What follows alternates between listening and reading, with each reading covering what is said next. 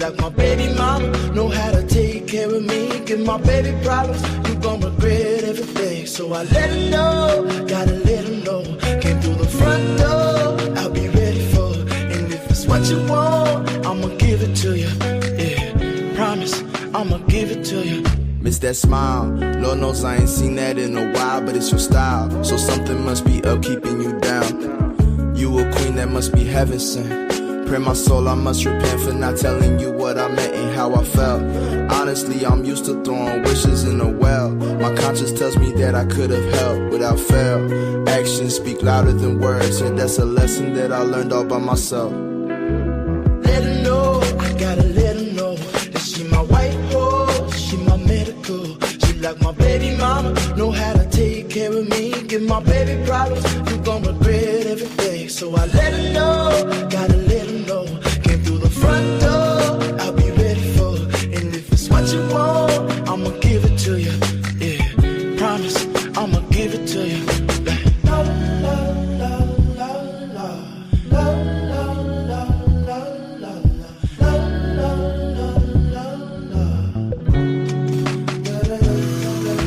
Feel it, baby, stress is all around us. These high ceilings and I need it, baby. Pressure and make diamonds, I won't steal it, baby. Silent, baby, hurts to see you crying. Know you trying, ain't no lying, baby. When I say I need you, greedy if I have to share you. It was me that all along did you wrong, thinking that I made you beautiful and strong. This toxicity, the death of me, I feel the day you gone.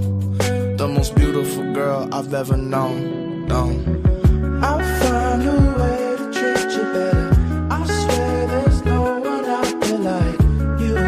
You teach me to be better. My talk is cheap, keep asking what I do. I'll fly you to the moon and hope I'll see you soon. I'll find a way to treat you better. No problem, I'll do whatever. Let her know, I gotta let her know that she my white horse, she my medical. She like my baby mama, know how to take care of me. Give my baby problems, you gon' regret everything. So I let her know, gotta let her know. Came through the front door, I'll be ready for her. And if it's what you want, I'ma give it to you. Yeah, promise, I'ma give it to you. La la la la la la la la la la la la la la la. Da da da da da. La la la la la.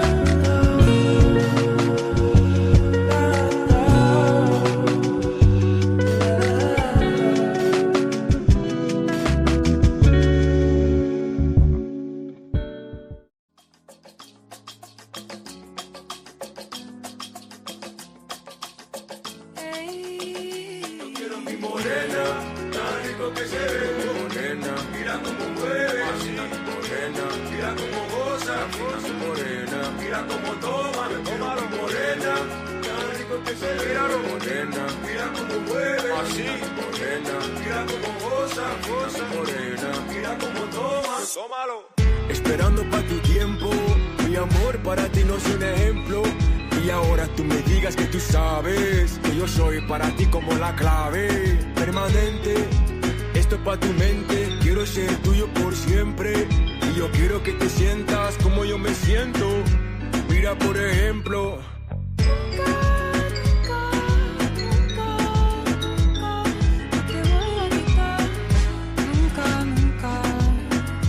Siempre voy a estar aquí a tu lado, nunca me voy a cansar. Solamente yo te quiero enseñar qué tan caro es. Mírate qué tan caro es. Yo quiero mi morena, tan rico que se ve.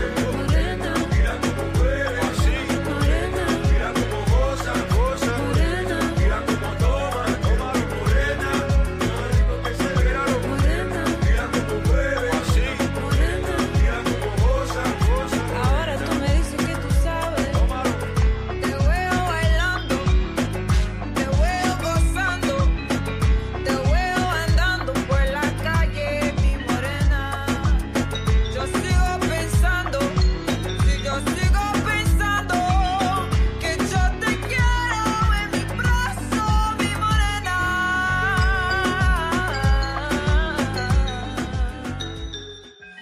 Yo te quiero en mi brazo, mi morena. Morena, morena, mira cómo mueve así. Morena, mira cómo goza, goza. Morena, mira cómo toma, toma mi morena. Mira rico que se vea. Morena, mira cómo mueve así.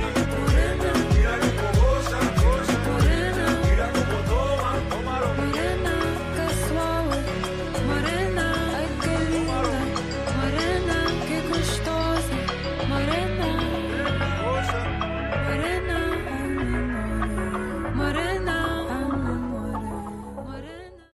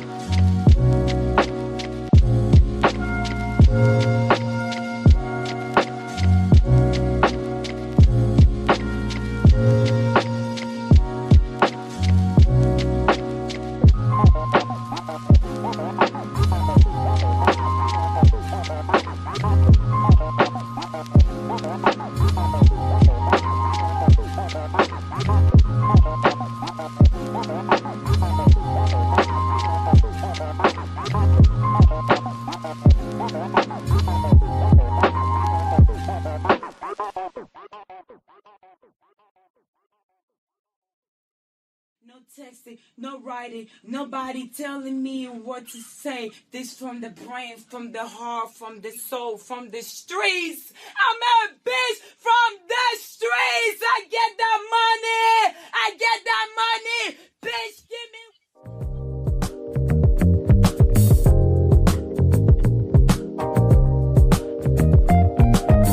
Yo, let's go, let's go.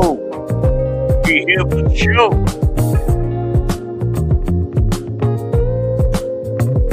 In this moment, yes, I cannot say what's wrong or right. No, it's not hard to fool me. No, 'cause I'm addicted to the good life. Yes. Yeah, lead the way. I follow. No need to say. Where we are heading now, babe. I follow to the edge of it all. To the edge of it all. So tell me goodnight. 'Cause I'll find no better one. Yeah. Susceptible now. Before the moment flies. Ooh. So tell me goodnight. 'Cause I'll find a better one. Ooh.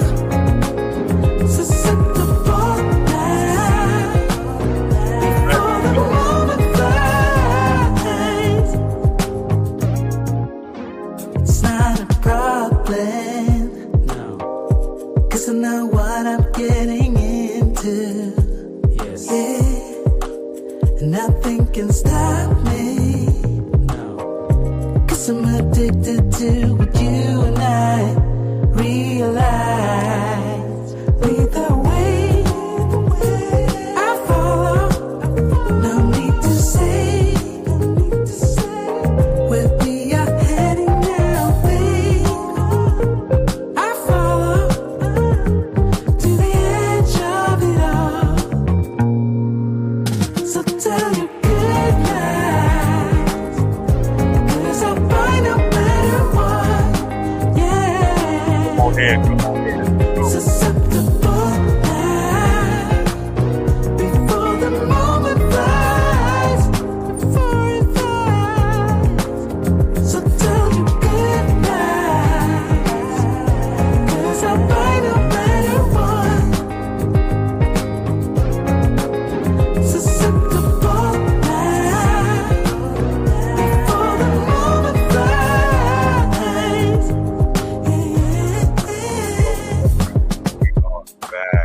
We are back. We are back.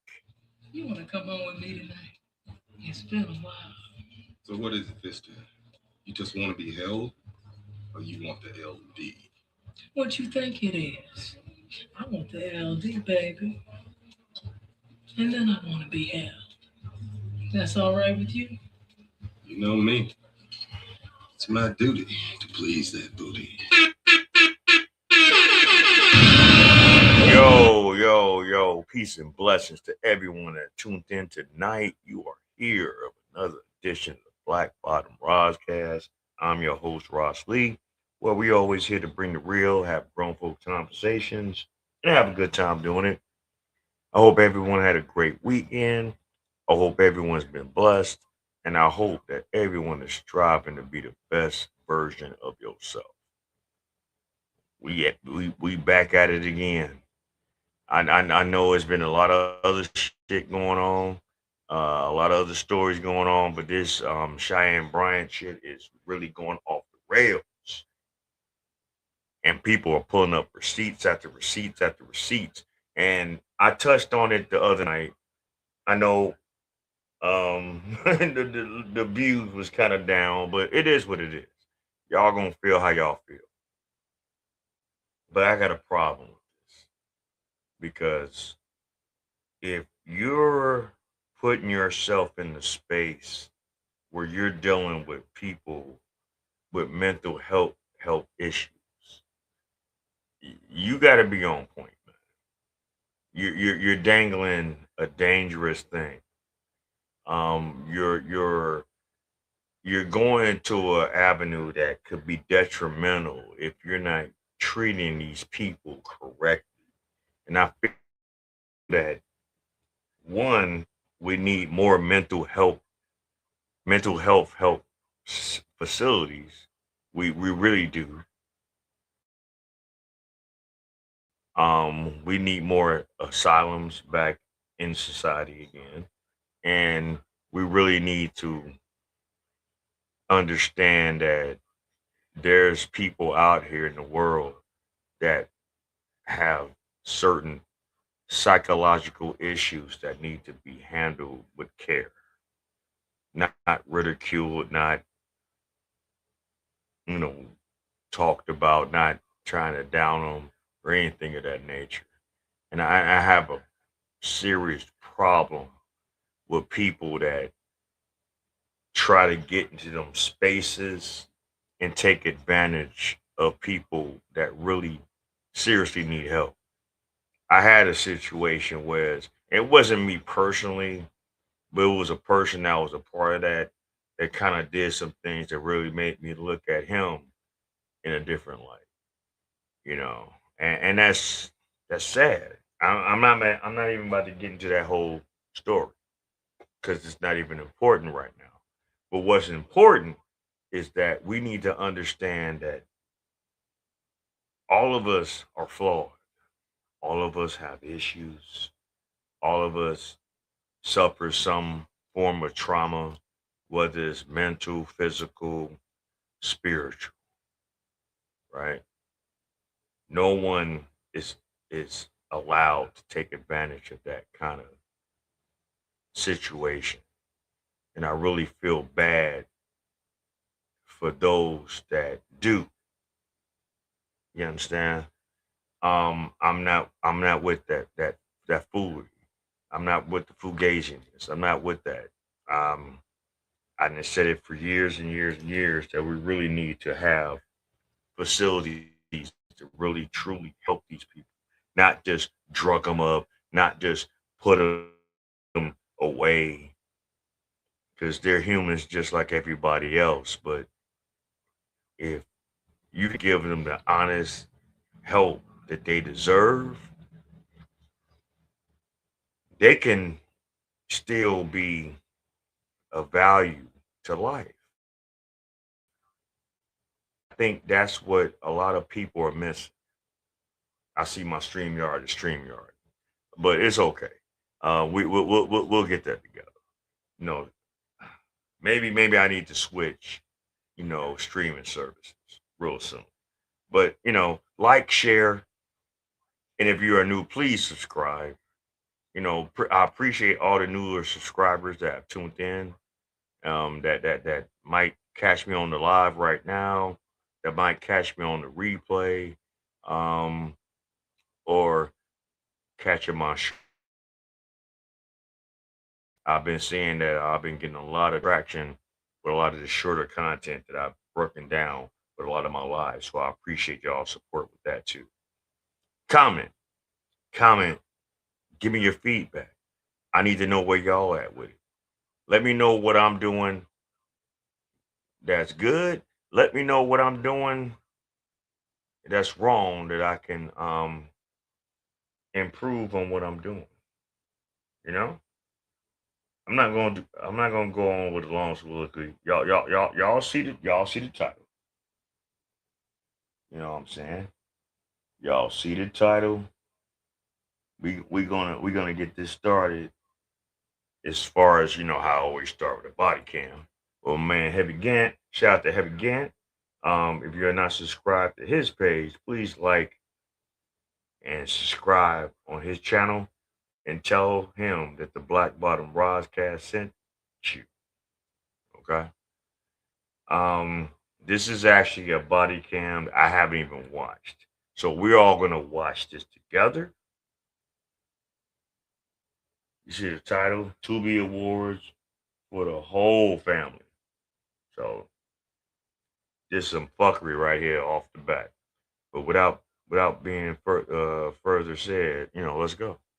On March 31st, 2025, while on patrol, an officer observed a vehicle stopped in the middle of the roadway, impeding traffic and conducted.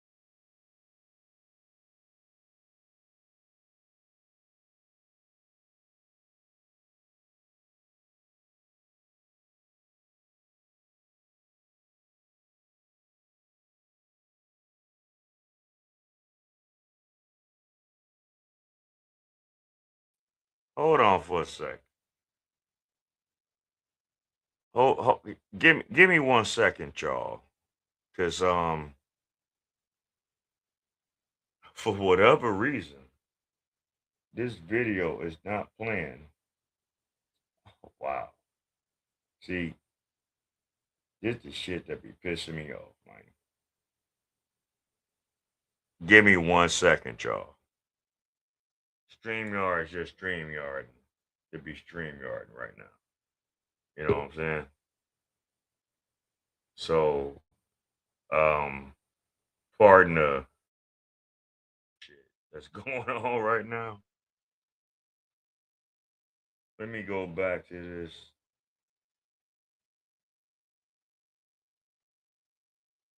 Hold on. Give me a second.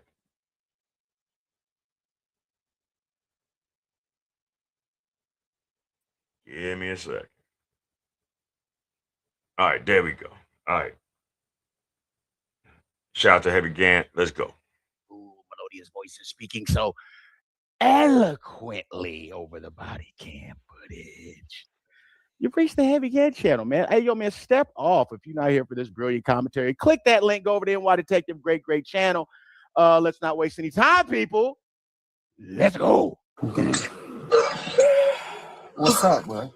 Okay. Do you have your ID on your bus, man? Nah, my ID is at the crib. All right. Oh, of course Do it you got is. any of you guys have a medical marijuana card? Oh, boy. There we go. Oh, shit. Huh? Uh-huh. What color is it?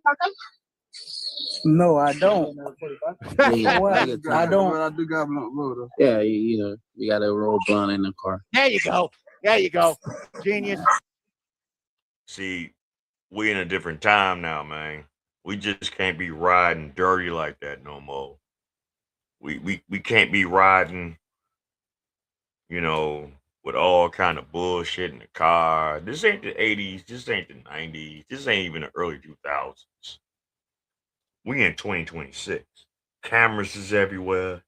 Everyone's always watching everything, especially law enforcement. And the last thing you want to do, especially if you might not have all your shit in order, well, like as far as your license and insurance and your car registration and all these things you need to do is to get pulled over and you riding dirty. But let's see what this is all about. Where's the smoking though? Oh, okay. Okay, let's say for this weed is still illegal. Wait, it is? Come on, officer, man. Come on, man. Just leave where I live at. I live right here. Right, That's you, my you, nephew. you right blocking there. the My baby mama. He lives right walk there. here, man. He's not What from did here. you do wrong? You blocking the roadway, man. Right there, though, blood. I Right. live right All right, there. man. Hey, you're gonna go to jail. All right, give me 25 feet, or you guys gonna go to jail. So you gonna take my baby girl to jail too? No, She's talking right about there. her. You gonna take her to jail too? Yeah, why you doing this? What you doing this? Because What? Huh? I respect that. Oh, I'm okay. sorry, okay? Oh, okay, good. I respect that, officer. All right. All right. You feel me, bro? Come on. Feel bro. me? I mean, hey, lower down that other window for me. Let me do it. Bravo 3705. For more, you can we get more? Is it necessary to have anybody on speakerphone?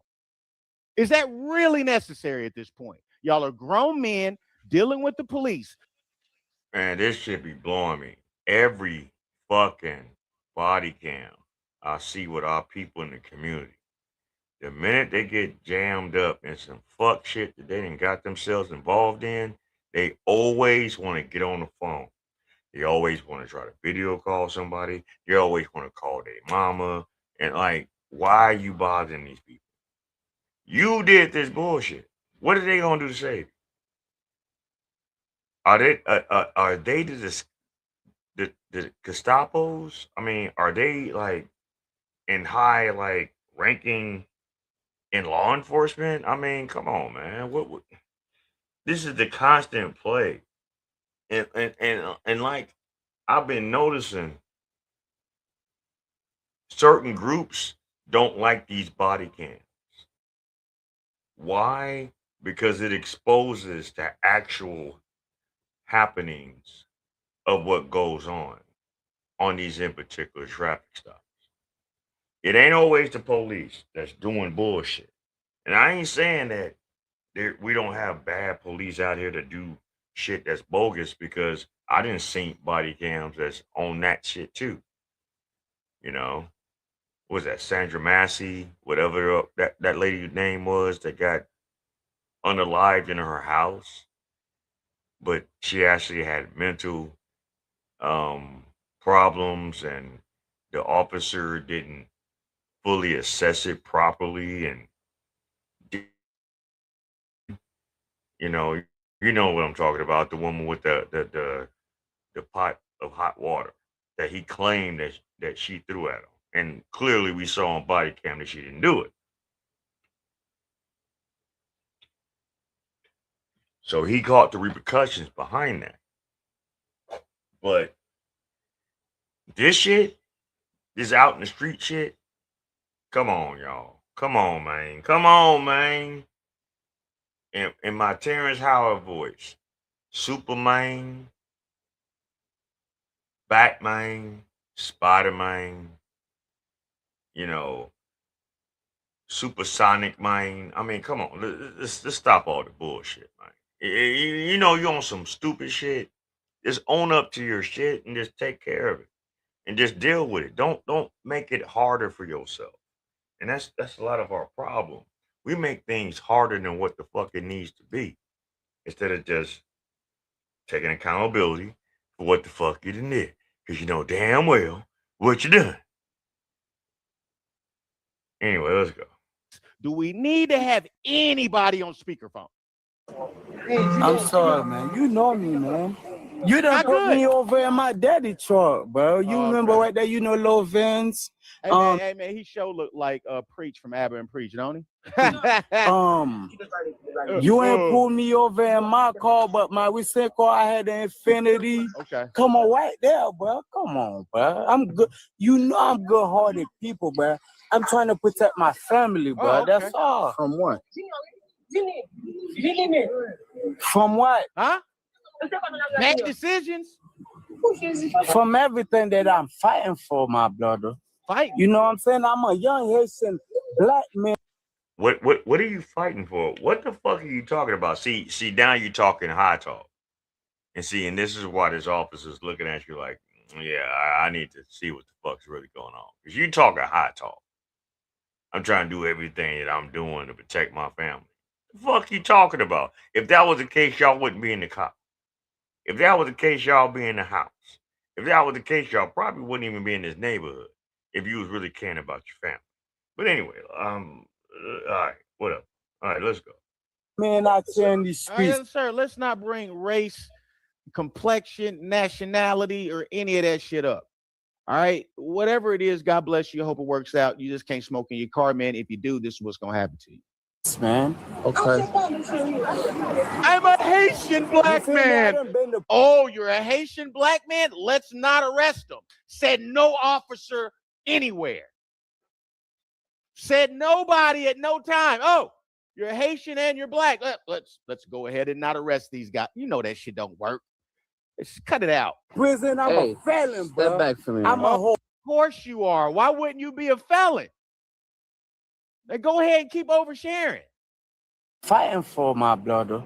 You know what I'm saying? I'm a young Haitian black man out here in these streets, man. Okay.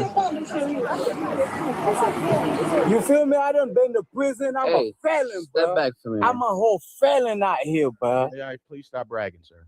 What You that, hear what does me? that got to do with me? It don't got nothing.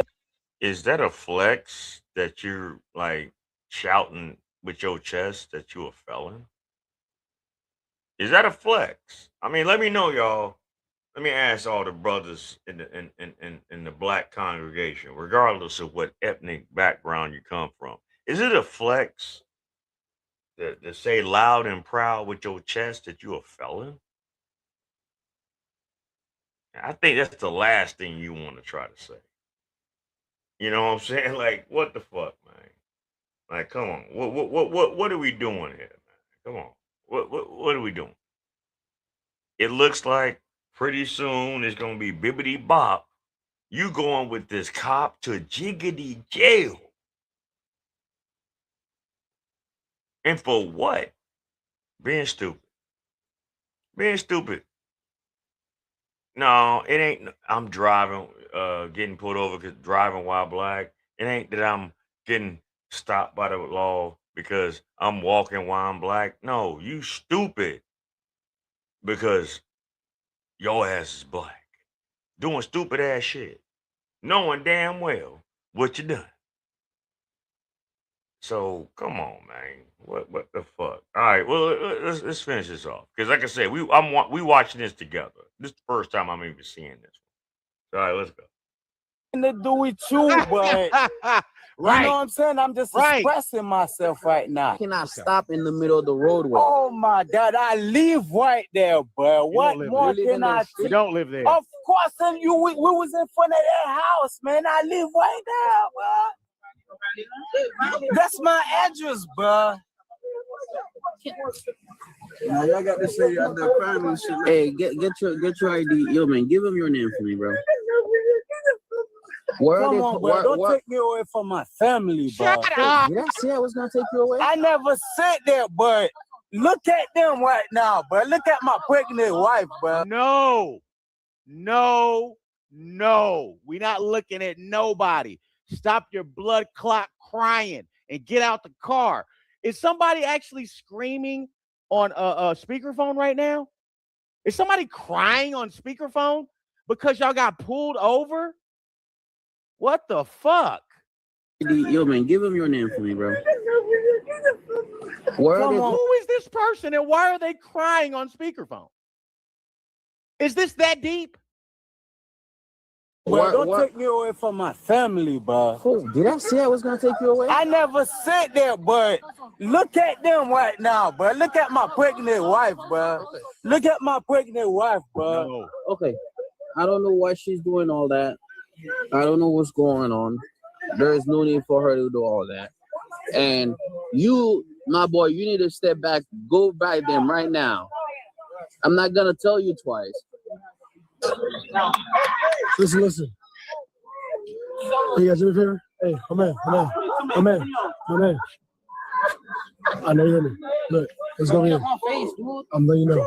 Let's go over here. Go over here. I'm not doing nothing. I'm standing right here. Right now, we're conducting an investigation, right? I'm standing Make right sure- here, dude. Now, you gotta give us a space. Let's go get a jail. You got No. space. Go on the What you sidewalk. talking Go on about? the I'm right sidewalk. here, Go on the sidewalk. dude. I'm right here, dude. I'm not doing nothing, dude. Get out my face, dog. Well, first man, off, I gave you my- got I your would shirt really on, like so to see how that's kind of suspect right now. Like, damn, nigga, why you got your bird chest ass out here with this shirt off? That's kind of like scary in itself. But I mean, that's just me. But whatever, you know, you need to like eat some more like beef products, you know, like some steaks or something. Do some push-ups, do some sit-ups, do some dips, do something.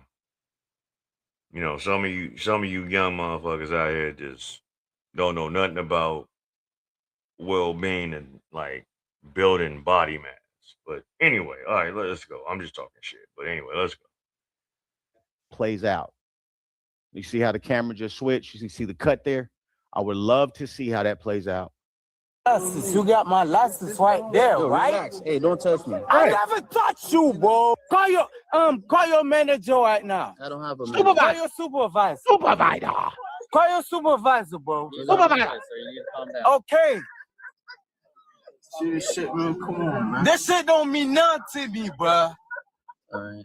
And she must be crying because she know you about to go back to prison for a very, very long time. If you're not going to go back to prison for a very, very long time, I would be very, very infuriated that this woman is crying for no fucking reason.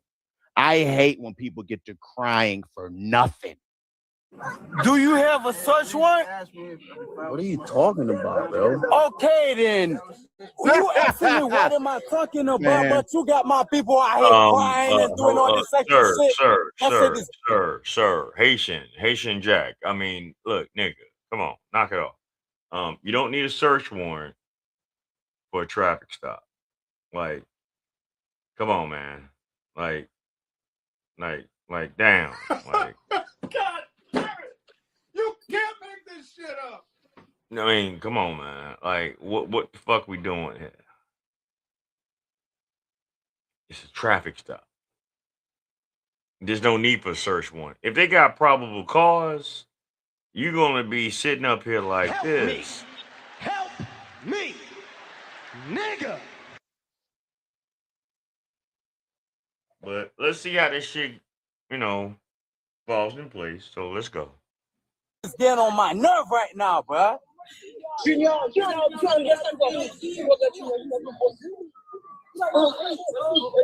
That part, bro. We're back in the neighborhood, bro. Huh? Hey. What? Hold on. Sir, so what? Oh, goddamn, the eyes, Chico. They never lied. Tell us more about how you're black, sir, and being disenfranchised. Go ahead there, Dr. Umar. You take it away. That shit is getting on my nerve right now, bro.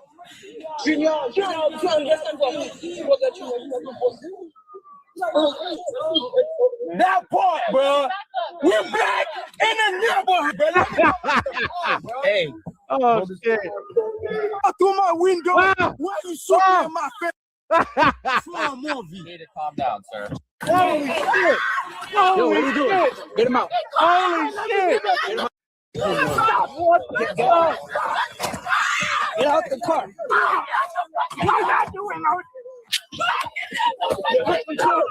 Get out the car.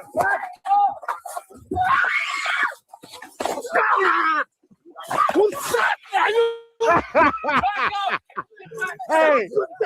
Man, look, this sad as shit right here. And probably a lot of this shit could have been avoided if people just know how to just act and move and comply. Especially when you get stopped by law enforcement. But they wasn't taught. They was probably prepped for the penitentiary. He already said he's been in and out as far as the law. So he don't know how to act. And his peoples wasn't taught to know how to act when it comes to living life on the straight and narrow and dealing with law enforcement. But anyway, let's go. Hey, yo. Stop it. Oh, hey, sir, let's not bring race into this. Oh, Weston! You wait right there. You wait right there, bro. Yo. You're good, bro. Wait right there, okay? That's my homework. He did all that for no reason, okay? Get on there, Weston. I'm just going to think. You can't. Let him just get in the car. You're good. Don't listen, okay? You about to shoot me in my eye? Let me get the other. You shoot me naked. I turn these dirty ass on my window. Back up! Get back now! No! Back up! See? See, just no respect. No, where are the other adults, man? All right, sit him up. Jesus. What the wrong with y'all, bro? What was this about again? Because they smelled weed or something? That was stupid. Fucking idiot. What a moron. What'd you do that for? What did he do that for? I don't understand. That was stupid. Yeah, you keep saying that. That was stupid. What did I do? Dumb shit. Oh my God. Oh no. Bro, Okay. that's my money, bro. Yeah, of course it is, sir. That's You're gonna need it all. Money. You're gonna need That it. I work hard for. Of course You hear me? We believe You you. drive that NASCAR right now. What is your problem? Fuck, bro. Y'all my problem. All right, let's put him in the car. All right. Let's put him in the car. All right. Fix this car. My car. The problem is improper teaching, improper instructions, improper understanding of how to move out here in the world productively without bullshit. It's a shame that so many of us out here, not just in the black community, but just in general, that just don't know how to move in the world. You got to be defiant. It's this entitlement. It's this victimization attitude that we got out here in the world, and it's coming to the head, man. It's really starting to really be a problem in our community, and a lot of it has to deal with mental health. This is why this one we still own the Cheyenne Bryant shit, because she's a danger to the society with people that move and act like this. And all this is gonna go hand in hand in what we're talking about tonight. So all right, come on, let's go. You're doing the most for me. All right. Where's your car? All right. Hold on. Let me lock this. Where y'all go? Shut up. The fuck up. They got my whole family there. Somebody cry out for me. Hey, move him. I ain't doing nothing. You didn't do nothing? Holy shit. Let me give my baby a hug. Now you worried about your kids. There you go. Get in the car. Oh my God. Ain't nobody even did shit to this man. Oh my God. Hey, this man gonna get a Tubi award from me, dog. The way this nigga is just a holler and watch him. Watch him. Peep game. Hold on. Peep dude. Look at him. I ain't doing nothing. Let me give my baby a hug. Please. Oh, what's that? Get in the car. Oh my God. Why is it that our people, when we get jammed up in bullshit that wasn't thinking about our kids, always all of a sudden want to start thinking about their kids? Like, what? That has to be studied. Some of the things that I done seen on body cam videos is astounding. Either they want to go call their mama, either they just want to just get on their live. They got a boo boo. They got to take a leak. They worried about their kids.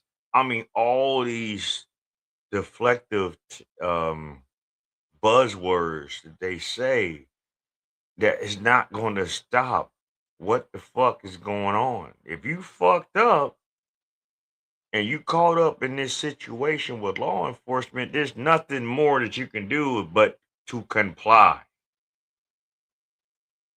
I know that sounds bad. And I know, the newer generation don't know nothing about compliance or oppression, so to speak. And I ain't saying it's always oppression, but you don't know nothing about that kind of lifestyle. You motherfuckers wouldn't have made it in slavery. All y'all would have been hanging on trees. How y'all moving? How y'all acting? Back in them days? How y'all bucking up? Yeah. Y'all would have been strange fruit in the morning. Trust Yo, that nigga get a Tubi award winning. He gets a Tubi award from me, dog. I gotta give it to him, son. I got to. Oh shit, what we got here? A probable cause search of the vehicle. Officers found a blunt in the passenger seat, along with multiple amounts of a green leafy substance throughout the car, including in the driver's side door, the sunglass visor, and the passenger side floorboard. Yeah. Hey, boss man, what's your name again, man? So not only that you messy, like goddamn. So you got this remnants of narcotics all throughout your car. It's what I'm saying, man. A lot of our people are just sloppy, lazy, messy, don't know how to clean up behind themselves. None of that shit, man. Just lazy. Just fucking lazy. This could have been avoided.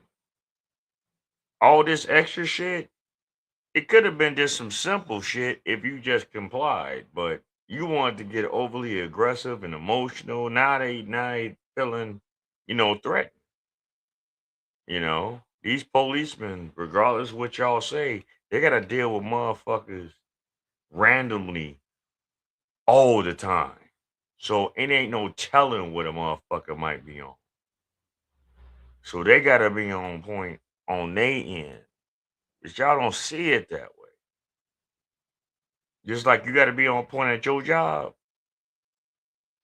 be on time, do the job correctly, and then when your shift is over, go home. They gotta do the same goddamn thing. I don't understand why y'all don't understand that shit. But anyway, let's go. Man. You're almost finished. Maxon, man. Hey, listen, man. Just gotta ask you a couple of questions before I can talk to you, man. I gotta read you some stuff, all right? Do you solemnly swear or affirm that the testimony you shall give in this case shall be the truth? You have the right to remain silent. You understand? Maybe used against you in court. You want one? Has anyone threatened you or property? Yeah. What else in the car belongs on your lap and stuff like that? Yeah. What else in the car belongs to you, man? Can you or promise you anything to get you to talk to me? Okay. All right, man. Obviously, the blunt was on your lap and stuff like that. Yeah. What else in the car belongs to you, man? Do you have a medical marijuana card by any chance? Oh, just the weed on me right now. No. Do you have one in general? Nah. Okay. What else? What else in the car belongs to you? Just the weed. Which weed? The one that I bought, and then the little half you seen in the little bag, the little piece of bag on my right side. Yeah. Okay, the one that was right by the door on the passenger side. Anything else inside that car belongs to you? That was it. That's it. How do you know this guy? It's been a while I haven't touched him, but I know him, but it's been a while I haven't touched him. So I said I was stressed out, so I hit him up. Okay. Asking for some weed. That's it. You asked him for some weed? And yeah, he don't sell it. He just have a little bit. Cool. And then he just sold it to me. And then he was I was like, yo. He sold that weed to you? Yeah. And I was like, yeah. God damn. This is fucking talkative Tom over here. Jesus. $30. Okay. Where did you buy that weed out of? Like where when you bought that weed, where were you guys? My crib. Where is that at? You already are snitching. Just go ahead and snitch then. Okay. Where were you guys going right now? We're just gonna, even like right now when you just stop us, we're just gonna go to a park. Oh yeah. Okay. Obviously you guys were smoking in the car. Like he was smoking. Yeah, but even if you were smoking, he's inside the car. He just sold you weed. Yeah, whatever he got going on, that's what you mean. But like, why he got me handcuffed, man? I got you, man. Listen, again, man. Everybody in the thing is detained. Okay, that's why. For no reason, like, come on, man. Like, look how scared homeboy is. You know what I mean? Like, that's what I'm telling you. If this lifestyle is gonna have you looking this scared, if this lifestyle is gonna have you not being able to. Fuck the lifestyle getting you scared. Nigga, y'all moving reckless, messy, and insane. This is why y'all always get jammed up. Y'all don't know how to just do what y'all do. And I'm not judging what you do. Okay? But if you're gonna do what the fuck you doing, man, get your shit and get the fuck gone and get out the way. That's y'all problem. Y'all don't know how to get out of the fucking way. Out of mind's eye. None of that shit. Y'all just want to still be out and about. Like, y'all ain't got to care in the motherfucking world. Sometimes you just got to just take your ass in the fucking house. You wouldn't have this problem if whatever the fuck you did with this man, it got jammed up. Haitian Jack, Haitian Jackson, you should have fucking just did that and got your ass gone. But, it is what it is. Motherfuckers always want to be out in the streets. You see what the streets get you? In today's streets, it ain't good out here, man. To move and operate like a man, you need to ask yourself, why are you in this lifestyle? don't hear about this shit. She gonna like, what if mama heard Dude, about this shit? listen, Then she again, that man, how you I gonna don't, feel? I don't You know. gonna be happy about I don't it, know. right? I don't. Again, man, I don't You gonna be dictate how happy the about traffic it, right? stop Y'all go, gonna bro. be happy about it, man. It's not on me, man. Like I don't dictate how this thing Right. gonna go, bro. This shit crazy. Okay. Man. All right. Well, man. actually, All it's right, give me a not. I second. mean, makes sense to me. Ma'am, you were on the phone? Yeah, with the sister. Let me explain to you something. Please. The sister, I don't know. Let me explain to you something. That is a perfect example of what you did not do when you pulled over by traffic stop. I know. I could hear you in the background making a scene, crying, escalating it. So he hears you crying, and that just worsens things. Okay. That is what you do not do in a situation like this. Do you understand? Okay. That was a good way to break that down to her, wasn't it? Yeah, arrest them. That's fine. His sister is in the Y'all didn't ask for us to What's take the the order? car. You want to know what's on the car? You got to wait for the primary officer. Okay, you were gonna give me a phone number to call them? For What's them, the bro? investigation? When he's done, he'll come and talk to you. I explain this. Yeah. We are just back. We're here for scene safety. Plain and simple. The park is right in front of the house. Can you just allow somebody to park it in front of the house, please? It's not. It's not up to me He was sleeping. Why they towing the car? because it was involved in a crime. A violent crime? Who was the driver of the vehicle? My husband. Is Okay, he being arrested? there you go. A long time ago. No. Right now. Is he- No. They may need an interpreter, right? Is he? That's your husband sitting down? In the car. He in the car. Okay. So he's being arrested. Yeah, okay. All right. That's why they towing the car? He was. Yeah, they told the car. I'm confused on what you're confused about. I'm confused. Yeah, they really need to get somebody who speaks Creole or something because, she doesn't really, she's not understanding. In front of his home. Can you just allow them to park the car there? There's nothing saying we have to ask you if he was the driver of the vehicle. My He husband. gets arrested, correct? Mhm.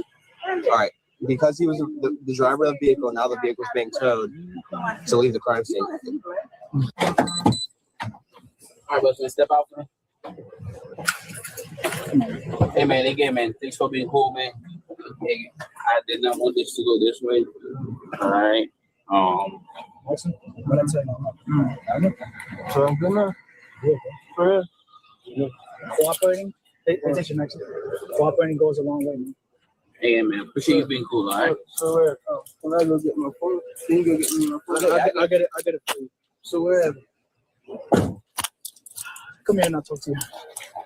Ah, Nothing, man. shit. Like I said, the cooperation goes a long way. And the driver, he did all that, man, for nothing. And then it didn't help that his girl escalated the situation. You see what I'm saying?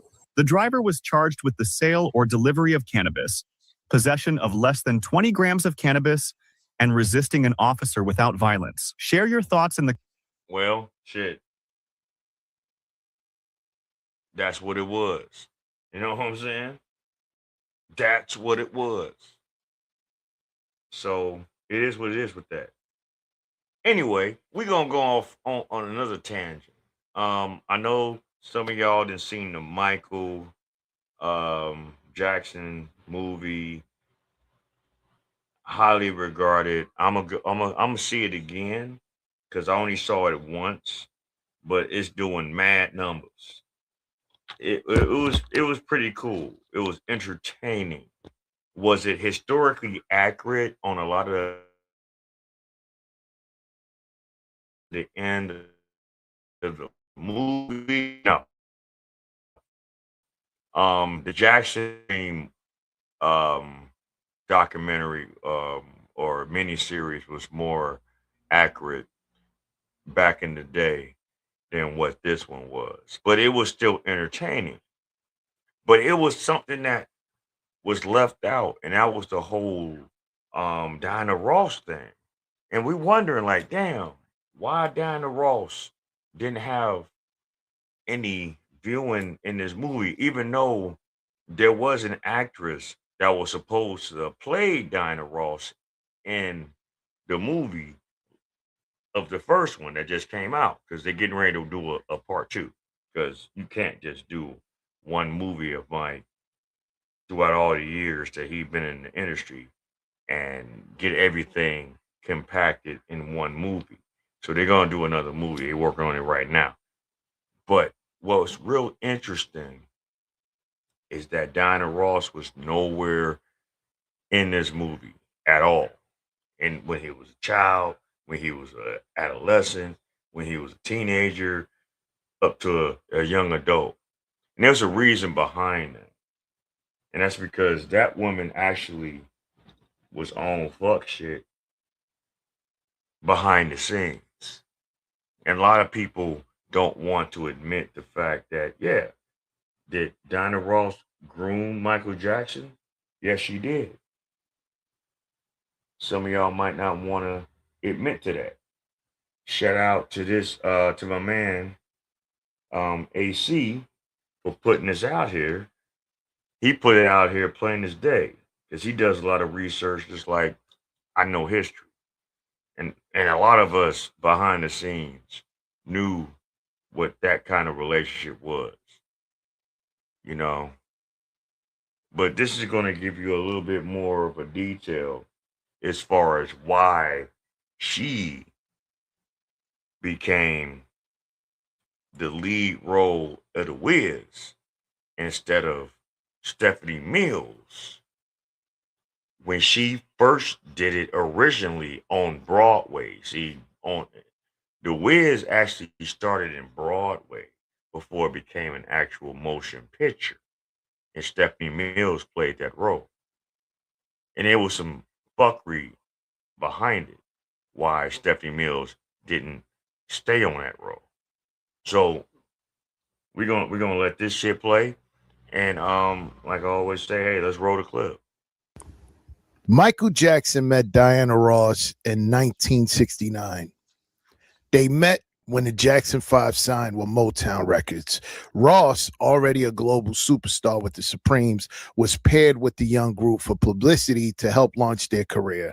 Michael quickly became deeply attached to her, affectionately referring to her as Mama, and briefly living with her during his early transition to California. Now, who would agree to this? Who would agree to this? This is insane. So Michael Jackson lived with Diana Ross for over a year between 1969 and 1971. Now, remember, 1969, he was just turning 11. And 1971, between 1969 and 1971, when the Jackson 5 relocated from Gary, Indiana to California, Motown executives arranged for a young Michael to live at Ross' Hollywood Hills home to help him transition and guide his development. Now, I want you to understand this. He doesn't know her. She's not part of the family.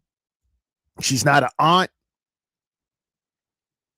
She's not even the next door neighbor. She is a total stranger, and everybody involved, his parents and the executives, Motown executives, said, "You're going to pack up your bags. You, little Michael, you're going to pack up your bags, and you're going to move with this grown woman that you never." And right there, I have a problem with, because there's no way in hell I'm gonna have my 11-year-old daughter go to another state to live with a grown anybody. That's not family. That's not blood related. For the sake of a musical career. This is what really upsets me about the music industry.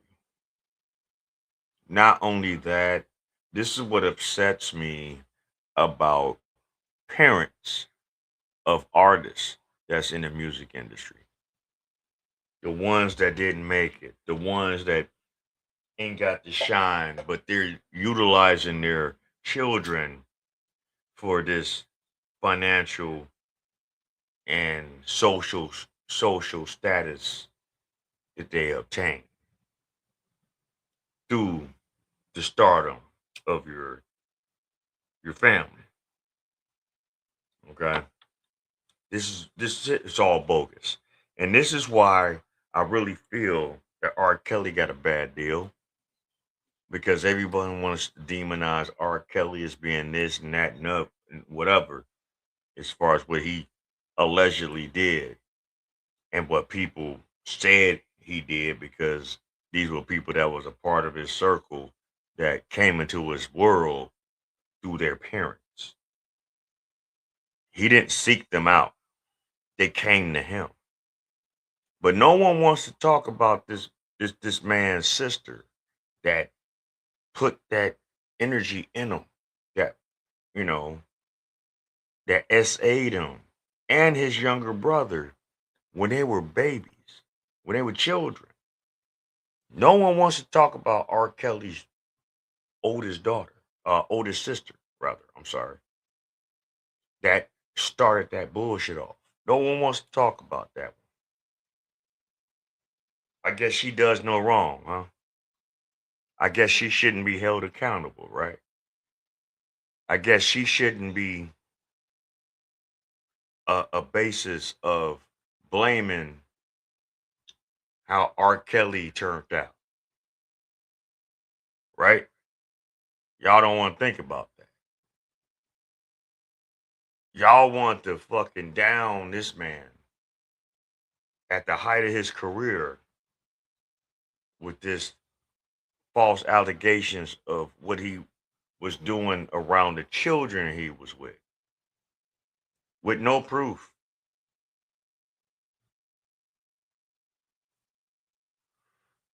But because of the court of public opinion, it's like how we do online, you down this man. See, that's why our culture is always going to be fucked up because instead of us uplifting each other, instead of us respecting each other, instead of us really loving each other and knowing that we're all we got at the end of days, you rather sell your own brother out for a come up. You rather sell your own sister out for another man that wasn't yours in the first place. You know, you rather backstab each other, delete each other, manipulate each other because you're a piece of shit inside. You don't love yourself inside. You don't have no spiritual grounding inside. So this is what the fuck we do to each other. So here it is. This grown ass woman took on this little boy right here when he was innocent. Look at him. Look at him. He just wanted to perform, dance, sing, and just live life. Because he didn't have a childhood. He couldn't go outside to play. It was just him, his brothers, and his parents. And work. Since 5.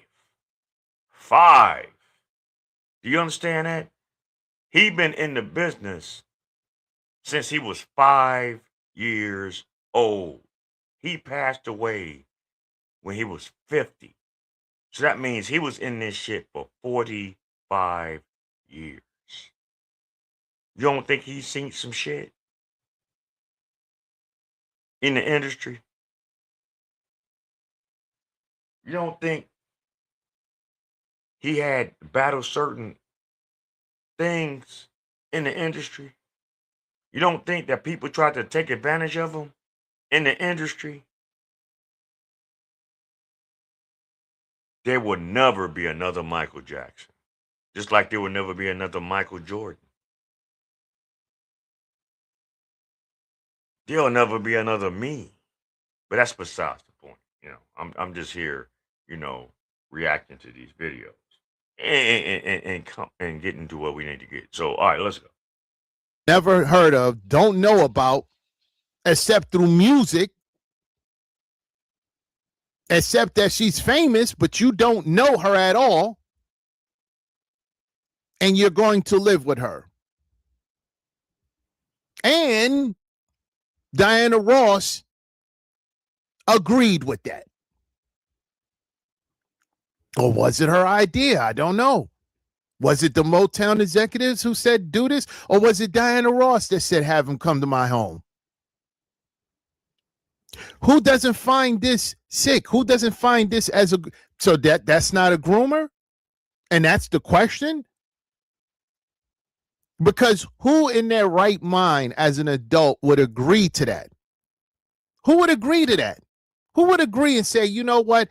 I'm going to have this child live in my home that I don't know, not related to me, under the guise that I'm guiding his development. His development could be guided through his parents. He's talented enough to get mentors and express his development through his craft with working with people. He doesn't have to live with anybody.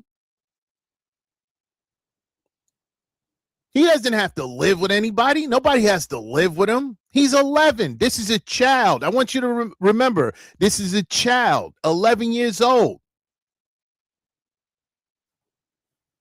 11. And this is what they told him to do. This is Stephanie Mills. This is her playing the character Dorothy.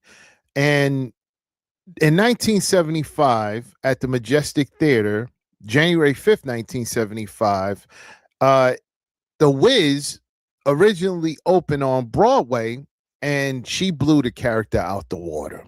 She blew it out the water. And it was an all-black reimagining of the wonderful... Now, keep in mind, hold on, keep in mind, when she did this on Broadway, it was 3 years before it actually became a thing on motion pictures. At this time, Berry Gordy, Motown, didn't have anything to do with it. But I guess for whatever reason, Berry Gordy and his connections and his reach got a hold to the actual people that originally started this Broadway play, because it was a Broadway play first before it became The Wiz on the big screen. He decided to do it a different kind of way. But I'm going to let AC explain it because he really breaks it down eloquently. And this is something that y'all need to know about the history of this movie. And I know it's a cult classic in the black community and things like that, but the behind the scenes was wicked. And what you saw on screen shouldn't have been. In reality, it just shouldn't have been that. It should have been something else. She should have been a part of that project. But we're gonna let this go. So all right, let's Wizard of Oz, and is a classic story of dazzling mix of rock, gospel, soul, and rhythm and blues. That was what they were going for when they decided to put this project together in 1974, right? And it won notable awards. It won Best Musical, Best Original Score, Best Direction of a Musical, Best Costume Design, Best Feature Actor in a Musical, Best Feature Actress in a Musical, and also Best Choreography. And everybody praised her role. They said if they were coming to do a movie, she'd be the perfect person for it. She was young. At the time, she was 17 years old when she played Dorothy. She's petite. She's only 4'9", doing. I suggest anyone to look up the original play of this movie of The Wiz. Look it up, find it. It's out there. It's recorded. So it is what it is. I highly recommend scratch out the Diana Ross version of this fucking movie, because once you hear what is going to be said in this video, you're going to not want to fuck with that movie. And there's a reason behind it. Okay, you're going to want to just watch the actual play version of it. All right, that's back when art was real art. And see, a lot of us in this modern time, in this today's time, don't know about real artistry and real dramatizations, real skill, real talent. Everything is manufactured and processed in a way that you think it's all that, but no, it's not true art. I grew up in a time where plays was our movies. Okay. Movies was like a luxury. Going to a play was the real shit. But anyway, let's go. Doing pull-ups on a curb. 4'9", but she blew it out the water. She became an instant star off of this Broadway play. Now the Broadway show did so well that they started talks of a movie, right? In Hollywood. They said, this is getting out. The show ran for 1,672 performances until January 28th, 1979. So even after the movie with Wiz, when it came out, the Broadway show was still going on even after the movie released. And when they started talking about the Wiz, about doing a movie, they said, okay, let's see what we can do as far as putting the project together. But no matter what happens, no matter what goes on, no matter the budget, no matter what it is, they must have Stephanie Mills playing Dorothy. That's all anybody cared about. That's all the investors cared about, the producers, the director, the screenplay, the people who wrote the screenplays, they all agree that she has to be in the movie. She has to be Dorothy. No other way around it. Two things that people often get wrong about this story with Michael Jackson and Stephanie Mills. Number one is Michael Jackson and Stephanie Mills did not meet before the project, The Wiz, or anything before any of these projects. No, he actually met her in 1977 while working on the Broadway production. And here's something else that they get wrong. Michael was always thought of for the movie to be the Scarecrow. Always. He wasn't the last to be the last one casted. He wasn't an afterthought. He was always thought of to play the Scarecrow, right? When they contacted him and said, we want you to play the Scarecrow, he decided to work with the Broadway production because he was told also that Dorothy is going to be played by Stephanie Mills. So when he went to the Broadway play, he met her, and that's how they met in 1977. And she was 20 years old at the time, right? And he was 19. Remember, she was 17 when she played Dorothy in the Broadway production. But now she's 20. She just turned 20, and Michael was 19 years old. And they formed close bond, and during that project, not immediately, but later on. So think about this. She played on Broadway with The Wiz for 3 years before it was considered a movie. I don't know what y'all think like live plays are. But that's a lot of work. They did over 1,000 live performances of that screenplay. Okay? Not 4 months and put it on a film, not 6 weeks and put it on a film. They did this shit for 3 straight years before they even considered doing a movie for this motherfucker. You know how much work that is? I mean, maybe some of y'all don't. Maybe some of y'all have never been in the arts or like did light acting or screen playing and did any plays or anything like that. It man, that's a lot. And to do that actual adaptation of The Wizard of Oz in another form, in a black version of it for 3 years straight, that's a lot of fucking work, man. Shout out to Stephanie Mills for doing that. She was dedicated to that shit. She, y'all had the white girl, I forgot her name, Liza Minnelli's mother, played the original Dorothy, you know.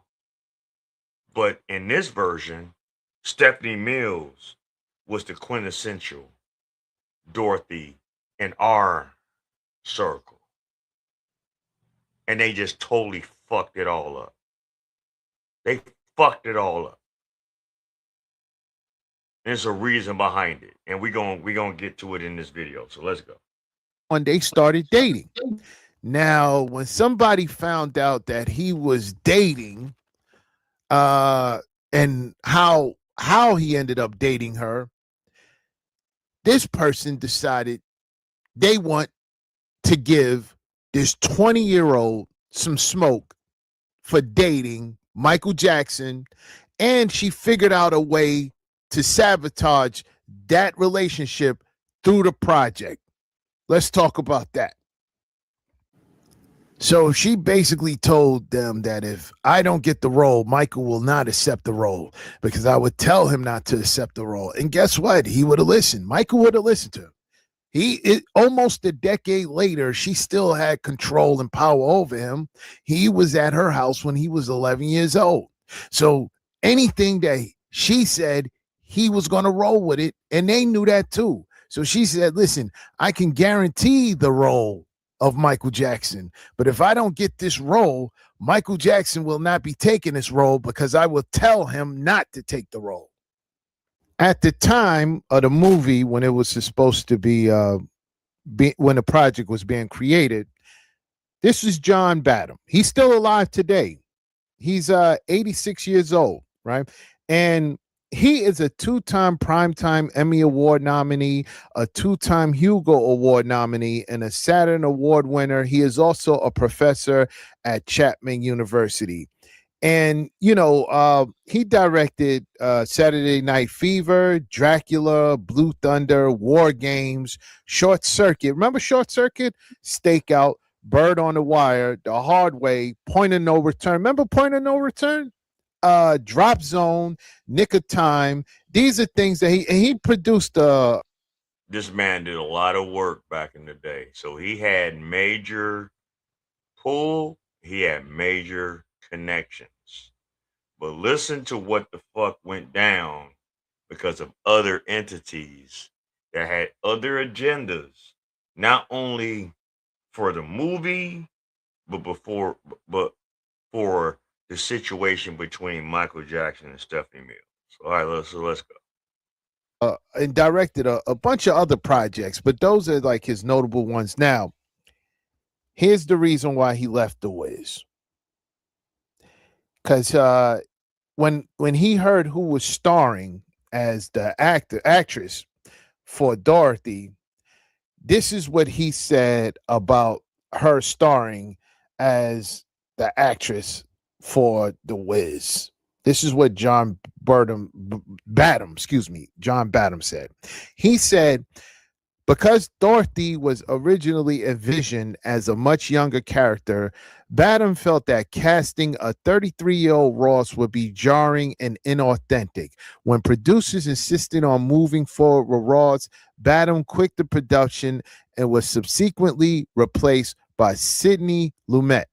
For the casting, Diana Ross actively lobbied for the role of Dorothy, which originally played by a much younger Stephanie Mills on Broadway. Ross won out by lobbying the studio directly and even guaranteeing Michael Jackson for the film.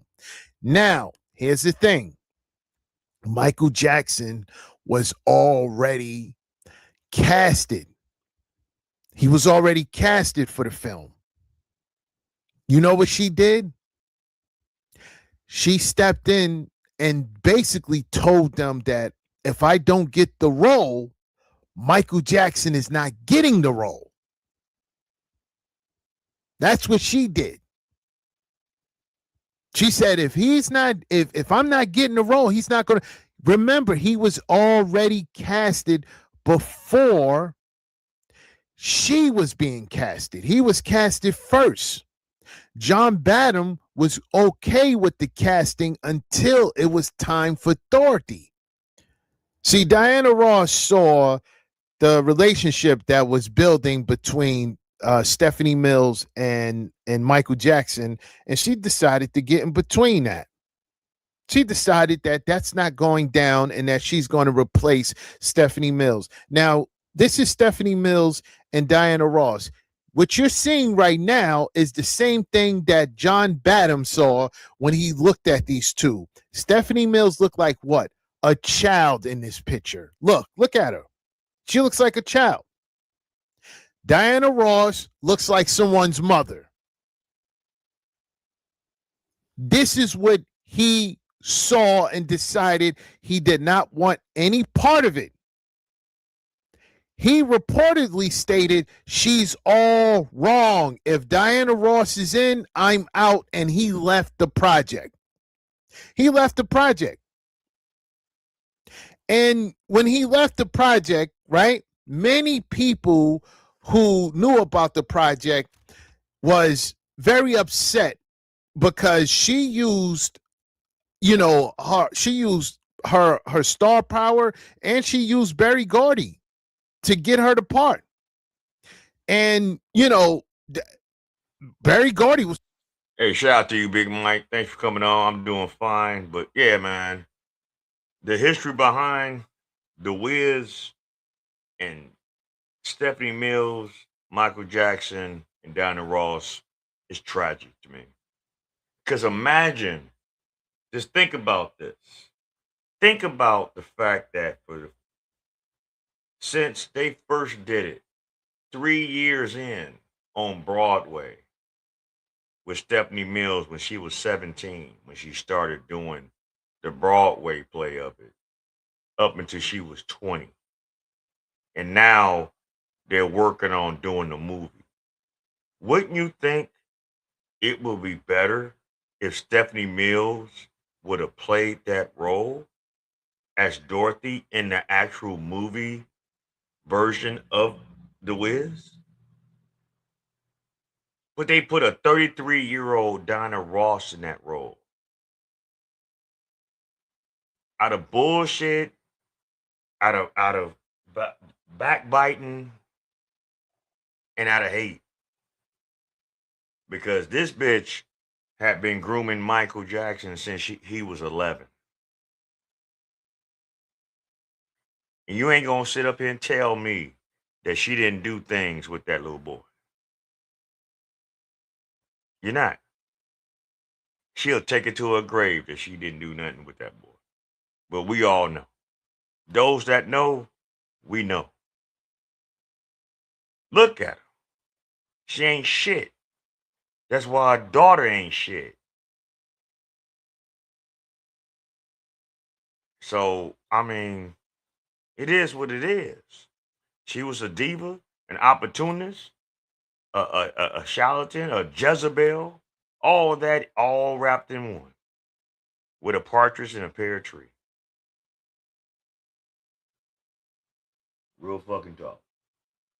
It was powerful. Barry Gordon, she was powerful. Diana Ross is powerful. They were together. They were powerful entities that can tank a production or a project in a minute by putting out negative statements about it through the media. They were very powerful. So she ended up getting the role, and Stephanie Mills ended up getting placed to the side. And you know, her being that young, I'm pretty sure she didn't understand what was going on. You know, Diana Ross was 33 at the time. Stephanie Mills was 20. She looked up to Diana Ross. She didn't think of anything at the time. She didn't know. So The Wiz, the movie started, and the star is now Diana Ross. In Mount Vernon, New York, 19-year-old Stephanie Mills is up and raring to go. Stephanie jogs to keep in shape for her long run in the Broadway hit The Wiz, where she plays Dorothy. He's on down the road. Come on, he's on down the road. Don't you carry nothing that might be a load. Come on, he's on down the road. Dorothy is a little girl that can be any little girl. And then when she goes through Oz, she becomes pretty and she becomes very popular because the Scarecrow and the Tin Man and the Lion depend on her. And that's a lot like myself because I have a lot of people depending on me. My mother depends on me a lot. It's like my life is somewhat planned for me, where my career is going and what show I'm going to do next. And even I think to what type of man they would want me to marry. That's all. John Badham predicted the movie would flop. He said this movie is not going to make it. The movie has a storyline that it should have stuck to, which is a young girl navigating this world. When you have an older lady there, right, who is not the look, not the actress, and bringing something totally different, what you get is a totally different movie, a mixed audience, because older people thought that the movie was too silly and younger people thought that the movie was too scary. That was the whole premise of this movie, silly or scary. And what happened with the movie? It flopped. It flopped terribly. Bad reviews, just tanked. Look, did the movie tank? It absolutely did. Released in 1978, the all-black adaptation of The Wizard of Oz was one of the most expensive musicals ever made at the time, and it tanked at the box office. The numbers: the budget was $24 million, box office $13.6 million, loss $10 million for Universal Pictures. Why it tanked? Casting issues. Diana Ross, 33 at the time, was cast as Dorothy.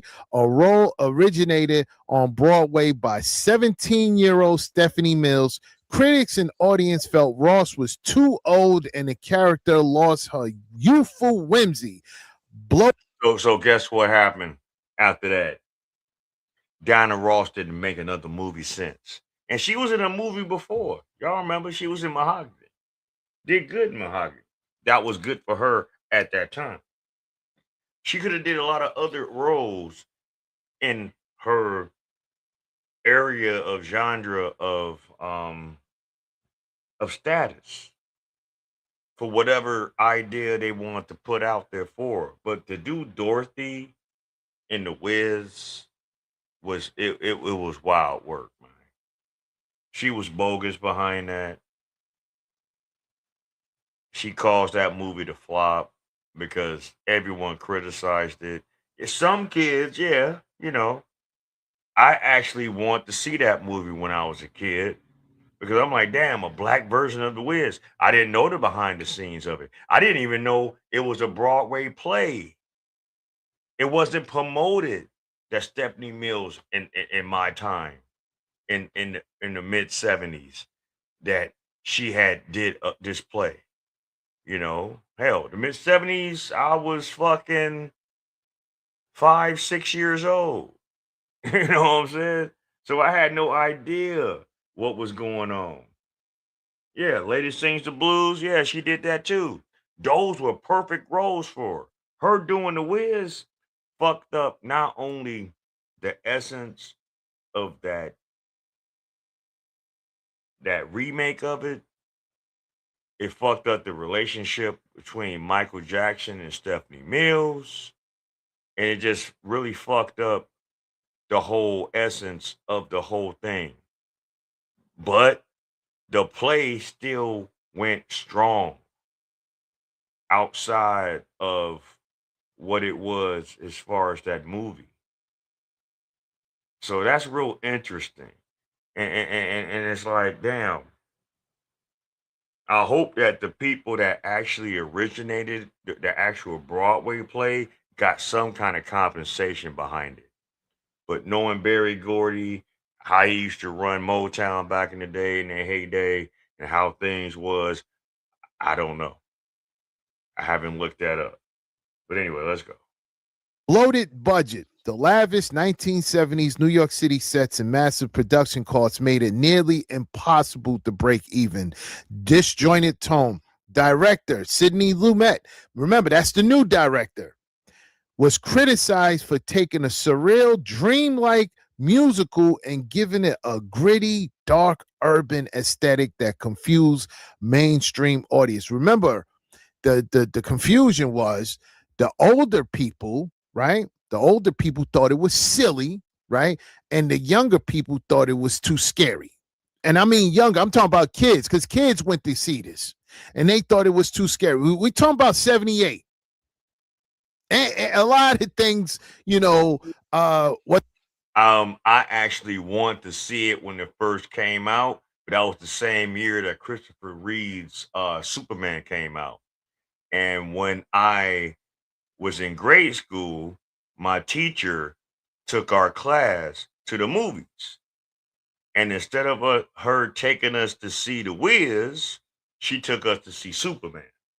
So I didn't wind up seeing The Wiz till like later down the road once that movie actually started becoming, available on television.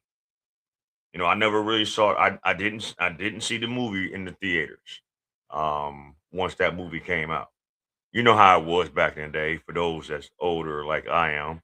A lot of times, hell, if you didn't see it in the theater, you have to wait till it's actually on network television. So now you gotta deal with commercials and all the other bullshit, the other edits and shit like that. This is before VHS and CDs and you know B DVDs and shit like that. So that was how I had to see the movie after the fact. And I think I probably saw it like a year later, on television because I never went to the show to go to see the Wiz. You know what I'm saying? So yeah, just a little history. Shit, you said shit. I don't know. It was at the movies. Yeah, I know it was at the movies. But what I'm saying is, when it came out, my teacher took my class on a field trip to the movie theater to see a movie. But what she wanted us to see was Christopher Reeve's Superman, which I'm not mad. It's a classic movie. Superman was a classic movie. The essence of Superman will always be Christopher Reeve. Just like if you want to see like in the movie adaptations, as far as the Joker and the Batman saga, it's fucking Heath Ledger, undeniable. Other than Jack Nicholson, Of course, he did a good rendition of it, but that was a different time. I'm talking about when I was a shorty in what 78. I was fucking 7 years old. You know what I'm saying? So yeah, I was just happy to go to the theater, but I saw Superman instead of The Wiz. I didn't see The Wiz until it actually came on television. So it is what it is with that. Anyway, let's continue on. We're almost finished. Wasn't getting through customs in the movies. If it was deemed too scary, if it was deemed too dark, a lot of things just wasn't getting through. So when they saw this and they saw that the children it wasn't receptive to the children, and it wasn't receptive to the adults, they was like, all right, so what tone did we actually go for? Because this didn't work on no levels. The movie was terrible itself, and it tanked, right? But you gotta realize that the people who actually saw the Broadway play with Stephanie Mills was even more upset. They was more upset because they saw art. They saw magic on that stage, right? When I read about the Broadway production, all I hear and all I read is how great it was, how majestic, how this Broadway play literally changed how people looked at Broadway with black people in it, because it was an all-black cast than what they previously looked at black people in Broadway plays. And we always had black people in Broadway plays. One of my favorite books, A Raisin in the Sun, that was on Broadway before this, right? But the reimagining of L. Frank Baum's movie, The Wizard of Oz, and to turn it around and to recreate, because you always see recreations of movies and even in Broadway, you always see, but it doesn't do much. It doesn't stack up to the original. And instead of them turning something that came from the original and trying to compete with it, right? They made something of their own. And people looked at it as their own, not a copy or a carbon copy of something else, right? When they saw what was on the stage. So when they saw that Diana Ross was playing the part, a lot of people didn't know why or what was going on. They just looked at somebody who had power, somebody who had a say-so, decided to get in on something that she didn't have to get in, because she's an incredible singer. That's what they kept saying. Why is she jumping into this lane? She jumped into that lane because she wanted to break up the relationship between Michael Jackson and Stephanie Mills. And she completed the mission, because after the late 70s they broke up. Right after this movie, they stopped seeing each other. This movie came out in 78. By 79, they wasn't seeing each other anymore. So she completed the mission, and let me show you what the critics were saying about the movie. Now, you heard me say step into this lane, right? And you're probably like, well, what do you mean step into this lane? She was acting before this movie. Yeah, you're right. She was acting before it. She did works with other actors, with other singers also. I remember she did a movie. Was it Billy D. Williams? Was Billy D. Williams with Mahogany? I think, hold on. Yep, it was Billy D. Williams with Mahogany. That was in 1975, right? So we know she did movies before, but this is something totally different. This is a role totally different. And it tanked, and I don't think she cared about the movie tanking as long as she broke Michael Jackson and Stephanie Mills apart. But it did hurt her career drastically. Most professional critics published negative reviews for The Wiz upon its release. Many reviewers directed their criticism at Diana Ross, who at 33 years old at the time of filming was considered to be too old to play Dorothy. The Grove Book of Hollywood noted that the picture finished off Diana Ross's screen career. For the film is Ross final theatrical feature, and her subsequent films premiered on television.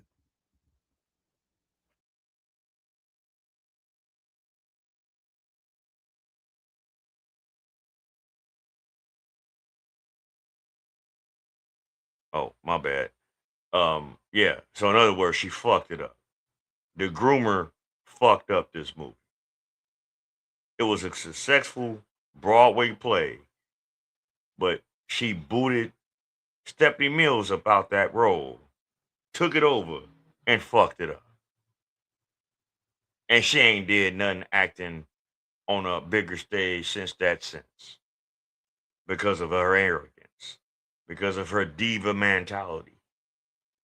This is why you can't trust some of these women, man, that just move how women like her move. You can't trust them. They will fuck your shit up. Ain't that what Bun said in Belly? Bitch will fuck your shit up.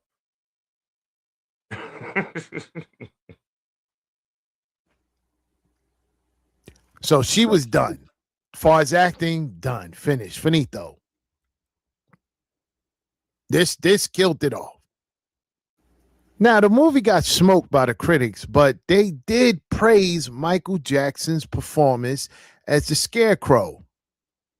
They praised his performance. And the reason why is because his performance, right? The movie was going for a lighter tone, a very lighter tone. It wasn't going for this dark, gritty tone. It was going for a lighter tone. And he brought the light to that movie.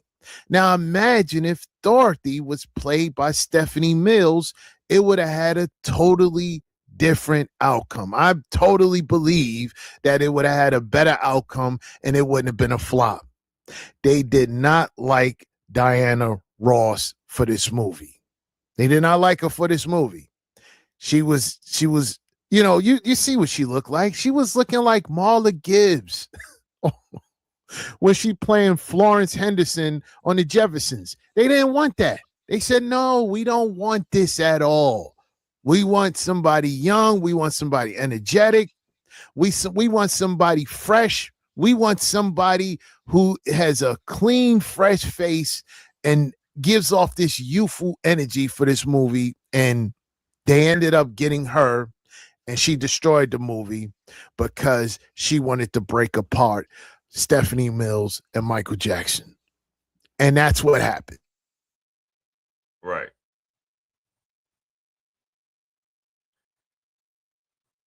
How much time we got left? We got an hour and 47 minutes in.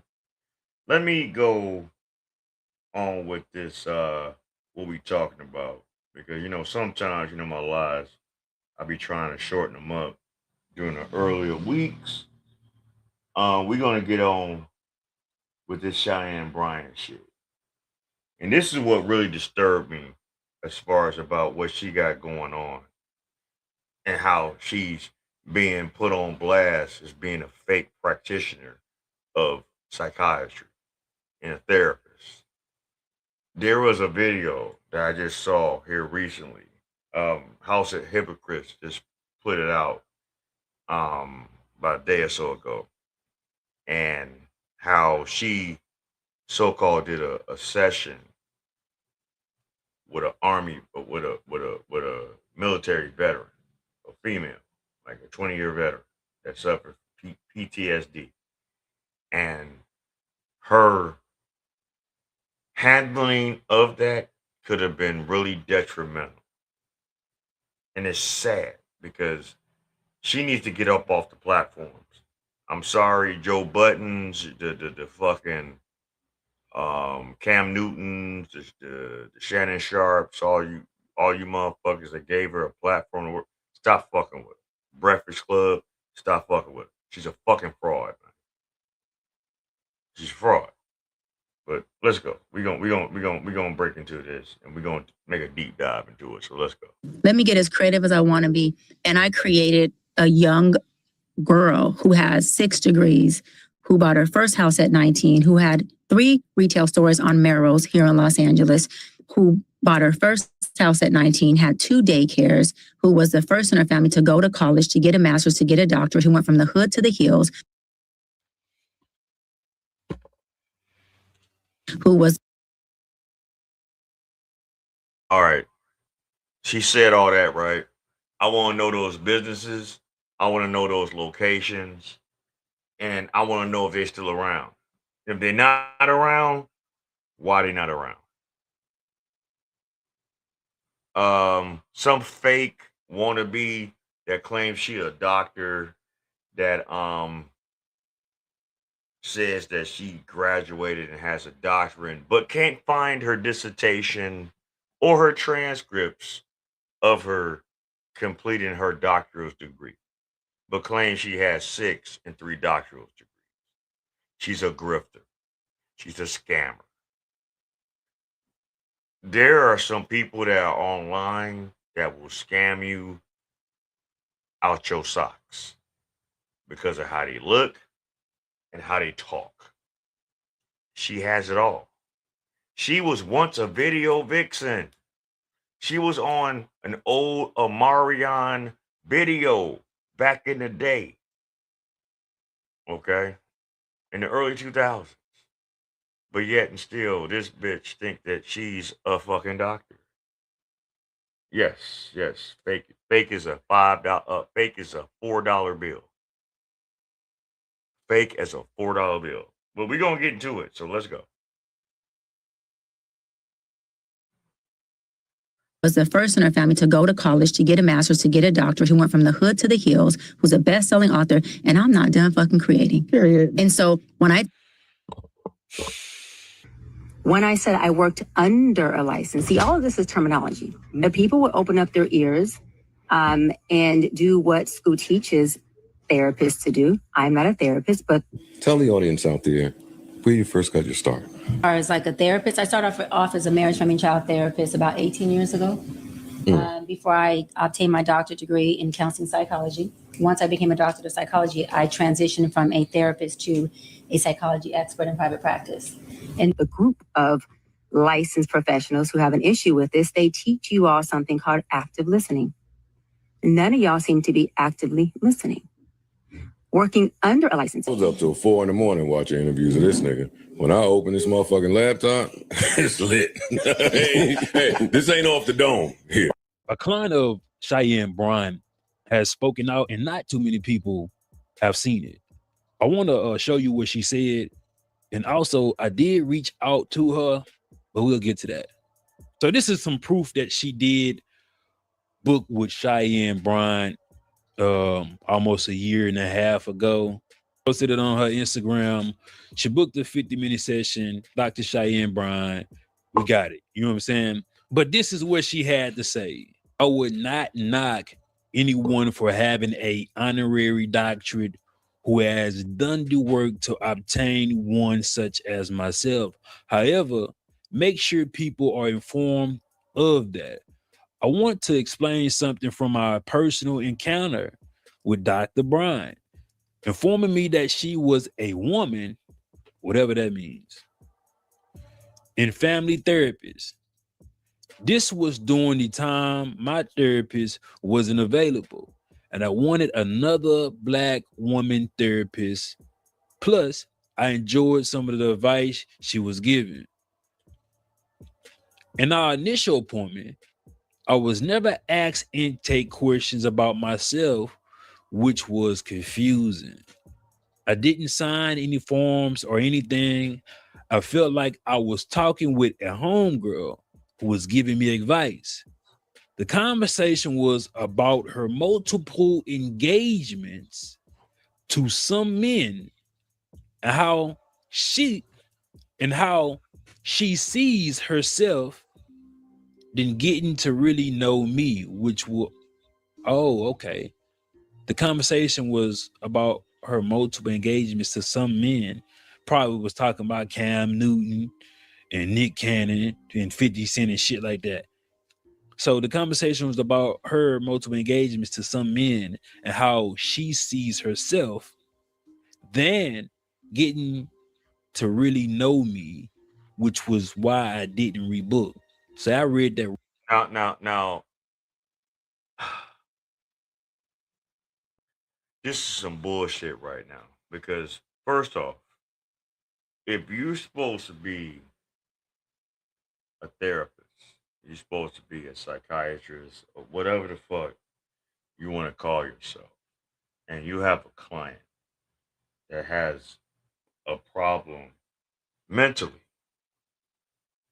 the last thing that they need to hear is you bragging about yourself.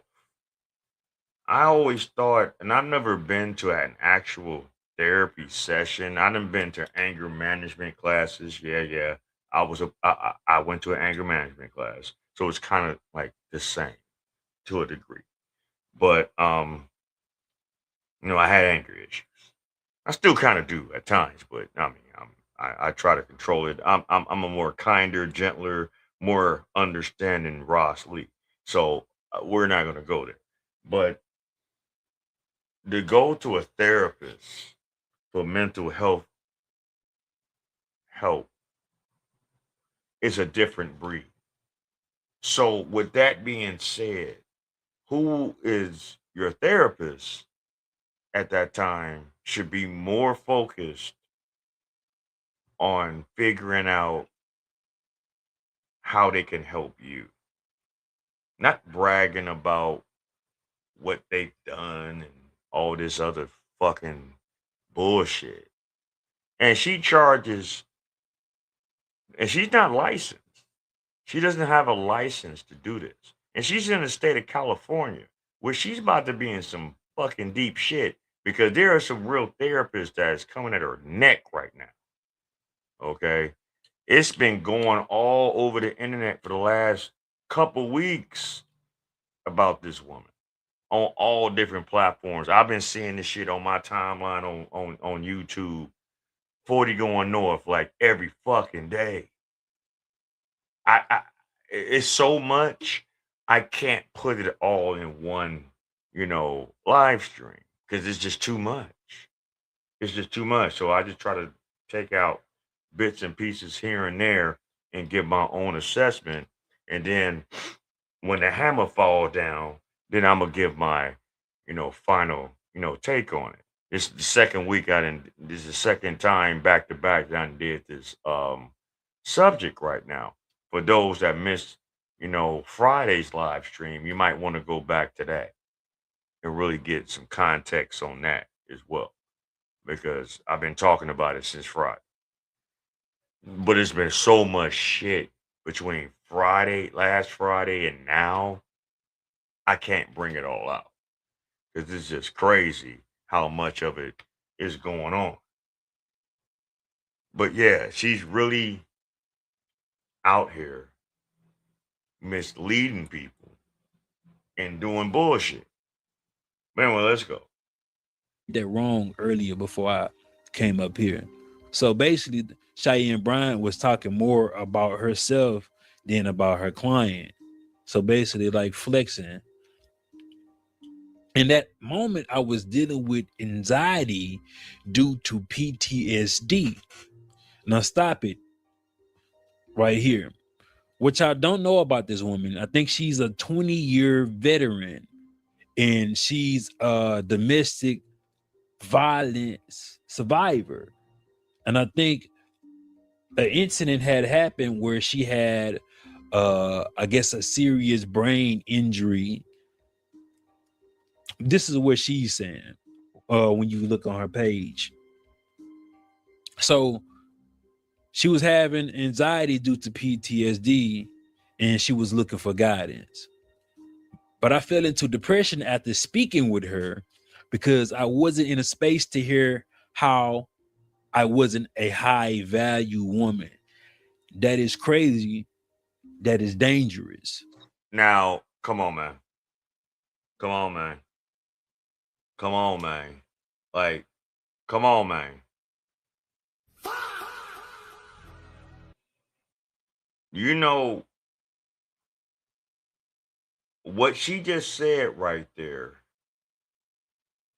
and her experience with Cheyenne Bryant could have took her to the point where she could have like deleted herself, did some bodily harm to some other people, um, just went off the rails, man, because she looked at this person as a person of authority, a person of um sanctuary, as a person that could really help her get through whatever was bothering her at that time. So basically, what she's saying is this bitch had the immediate gall to just rather brag about herself instead of really treating this woman in the clinical manner that a therapist is supposed to treat them.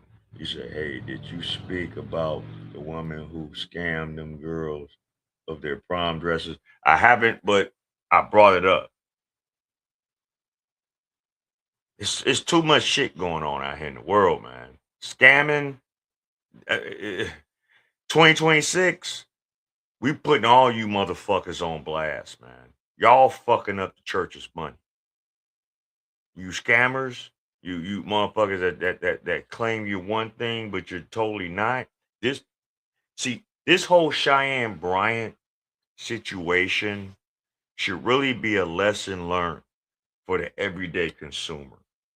We as consumers that spend our hard-earned dollar really truly need to evaluate and research who we do business with. We just got to. There's no way around it.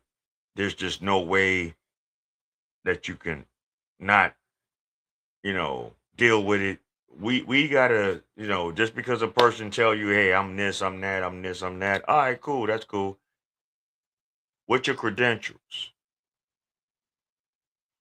How'd you get started? You gotta start asking questions, y'all.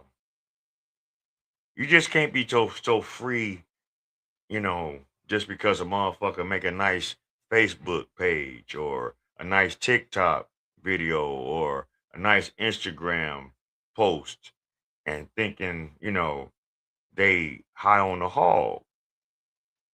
You got to do your research with these people if you want to spend your money and do business because we just got individuals out here that is just so high strung on getting over on you with very limited work done than actually doing the job that they're getting paid to do. And it's a sad thing now. And we got to do better as far as um articulating our finances as far as what we spending our money on. Because once it's gone, it's gone. And once you find out somebody's on some fuck shit, it's hard to get that shit back. It might not be impossible, but it's just a long road to go civilly, taking them to civil court to get that shit back. And who's to say they're gonna pay you back once you take them to civil court? That's why we really need to focus on certain politicians that have a certain mindset of community, and we need to really speak up as far as different things that need to be done to help the community. We just can't just expect these politicians just to do any and everything for us and we don't have a voice, but they want our vote. How does that sound? You want our vote, but you won't hear our cries. That don't make no sense. It doesn't. So if you want certain things to change in laws and society and different structural things, we have to speak up on that. Stop depending on someone else to. Speak your piece. If not, you will never get heard. And we got to do away with these scammers, man, because they fucking up the game. But anyway, let's go. And this is why it is important for these people who claim themselves to be a doctor in psychology to go through the necessary steps to guide these people that need help. I'm talking about this is devastating, bro. But I fell into depression after speaking with her because I wasn't in a space to hear how I was a high value woman. I was looking for tools to learn and cope with what I was going through. I knew something was off. I did tell people that, but I was called a hater. I'm thankful that people are paying attention, but I'm mostly bothered about her lack of accountability for lying to the public. This is a reminder to make sure people are licensed therapists with proof than someone pretending. Now, this leads me to me reaching out to this woman because I've seen the particular people that she tried to tag, like the Shade Room and multiple other women that have a voice, so she can get this out and warn other women that Dr. Cheyenne Bryant is no doctor at all. And don't book with her because she's going to try to flaunt how important she is. You feel me? This is from her experience, but I contact this lady and I'll say, man, hurt people most definitely hurt people. And I'm going to learn along this particular journey. I won't be able to reach everybody. I won't be able to help everybody. And everybody is not going to be susceptible to my help, to my outreaching hand. Because I sent a private message to her that I didn't want to be on the internet just yet, because it wasn't confirmation that if she wanted to talk to me or not.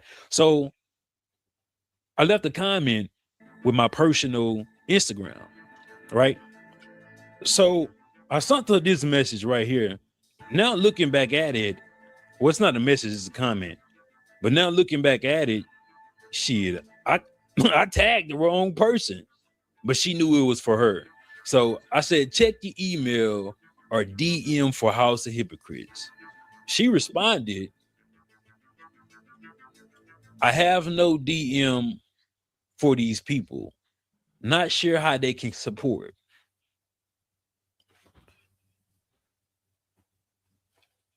I don't know. I was confused by this because I don't know. I was confused. So I responded, check your DM or email, then make that conclusion afterwards. And y'all know this is like, that's like my signature emoji.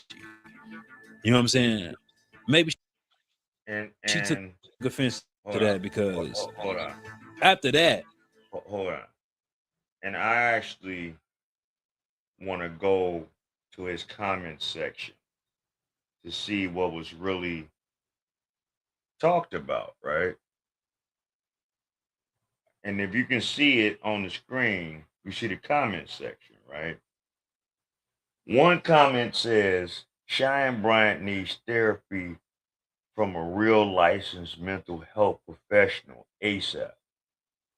That's the first comment. You know, that's right here. You know, another one, she sounds smart to dumb people. That's something that a lot of these scammers do. They talk smart to dumb people, right? Professionals don't have to drop their F-bomb every 5 seconds when they're speaking. That's what she did in one interview. I think it was with the Breakfast Club when they was asking her, why is it that you can't come up with your documentation of your doctrine, your dissertation, your transcripts, and things like that. And she got real defensive behind that. Another one. None of her interviews age well. Cheyenne flew too close to the sun on this one. For years, she been going on podcasts and on various media talking like this, and she just couldn't help herself. She didn't stop while she was ahead. So, look, she getting dragged all through the internet. She getting dragged all through social media. She's getting dragged even by some of, I guess you want to say, her constituents, but are not, because the people, the women that are talking about it, they are actually licensed therapists, and they feel that she's running amok behind this, right? I want you to go on House of Hypocrites to hear the rest. Like I said, I'm not trying to play all of it. It's a few other pages on YouTube that are actually, talking about this as well. So I definitely want y'all to do that. I'm not gonna stay on this shit too long because I mean it just is what it is and it's getting late. And in closing, we as consumers have to be more mindful of who we spend our money with. I mean, I know it's like, man, you should support black businesses, black power, and blah blah blah blah blah blah blah. But there are so many of us in our community that try to scam us, especially if they talk good game, they look a certain way, and they might have something that you might honestly need. And the one thing that we need is mental health help. And a lot of people are taking advantage of our community behind it. We are broken as a community. We are broken as a people. Some of us care, a lot of us don't. And it's getting to the point where if we don't really pull it back together, focus really more on the family again, focus on our spirituality again, we're gonna lose out. Some of us might make it, but at the rate that we're going now, a lot of us not. Shout out to everybody that tuned in tonight. I hope everyone is doing good.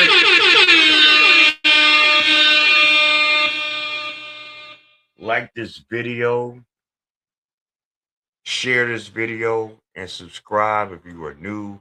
Tell a friend and tell a friend and tell a friend. Check out my archives. Do what you do. We are here at the Black Bottom Roscast, right? Getting ready to wrap it up. I done did my part. I try to do my best to give y'all informative information, entertain you, and us have a good time doing it. I appreciate all those that tuned in.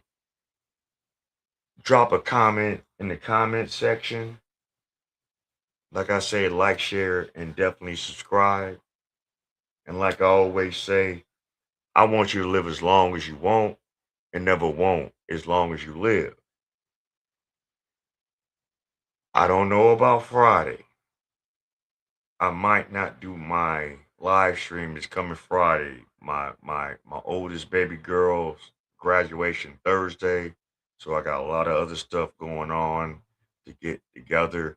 If I do a live stream that night, you'll see the notification. If not, I'll be back next Tuesday. So I'm not gonna promise that I'm gonna do my live stream on Friday.